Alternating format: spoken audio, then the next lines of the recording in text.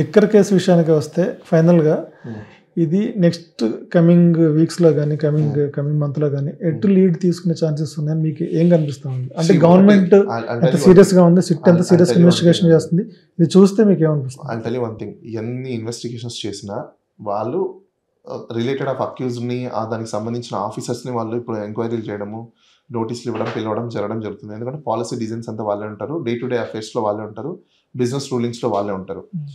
Taking decision policy అనేది ఎవరంటే cabinet తీసుకుంటుంది. క్యాబినెట్ అనేది ఇమ్యూన్ ఉంది. క్యాబినెట్ డెసిషన్ తీసుకున్న డెసిషన్స్ యూ కాంట్ రివ్యూ, ఎందుకంటే అది కంప్లీట్గా ఒక కోరిలేషన్స్తో జరుగుతుంది కాబట్టి, ఒక కౌన్సిల్తో జరుగుతుంది కాబట్టి ఇట్స్ టేకెన్ ఏ పాలసీ. అది ఎగ్జిక్యూషన్ అంతా చూసుకోవాల్సింది ఆఫీసర్స్ చూసుకుంటారు.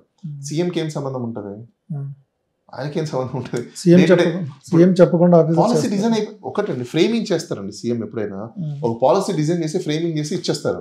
దాన్ని డే టు డే యాక్టివిటీ చేయాల్సింది ఎవరు? మరి ఇంతకుముందు చంద్రబాబు నాయుడు గారు ఏమన్నా ఆయన కూడా సీఎం గా డెసిషన్ తీసుకున్నారు, అయిపోయింది కదా. దేని మీద? స్కిల్ దానికి సంబంధించి. స్కిల్ డెవలప్మెంట్ స్కామ్ ఏంటంటే ఆయన తీసుకున్న డెసిషన్స్ లో గుడ్ ఫెయిత్ ఉండాలి, ఇల్ విల్ ఉండకూడదు, ఫేవరిజం ఉండకూడదు. అది కూడా ఉంది ఒకటే. అక్కడ స్కిల్ కేసు ఏంటి? ఏమీ లేకుండా దానికి డబ్బులు ఇచ్చారు. ఓన్లీ ఇల్యూషన్స్ మీద ఎలా ఇచ్చారు అనేది క్వశ్చన్ ఇక్కడ. ఎందుకంటే అక్కడ వాళ్ళు ఏమీ లేదు. అక్కడ డైరెక్ట్ గా ఇప్పుడు సిమెన్స్ కంపెనీ అని చెప్పింది మేము ఎలాంటి కాంట్రాక్ట్స్ తీసుకోలేదని చెప్పింది. So wrong contracts, fake contracts ఇలా చేశారు కాబట్టి అక్కడ అది కేసు అవ్వాల్సి వచ్చింది. అదర్వైజ్ అది అయ్యేది కాదు గుడ్ డెసిషన్ తీసుకుంటే. మీరు అన్నట్టు వెండటా పాలిటిక్స్ లో ఇప్పుడు జగన్ గారిని కనుక ఏదో దాంట్లో పెట్టి జైలుకి పంపితే, మళ్ళీ ఒకవేళ గవర్నమెంట్ మారితే మళ్ళీ ఆ స్కిల్స్ కేసు మళ్ళీ ఓపెన్ అయ్యి ఇది మళ్ళీ సైకిల్ రీసైక్లింగ్, అంతే. Recycling simple. ఓకే.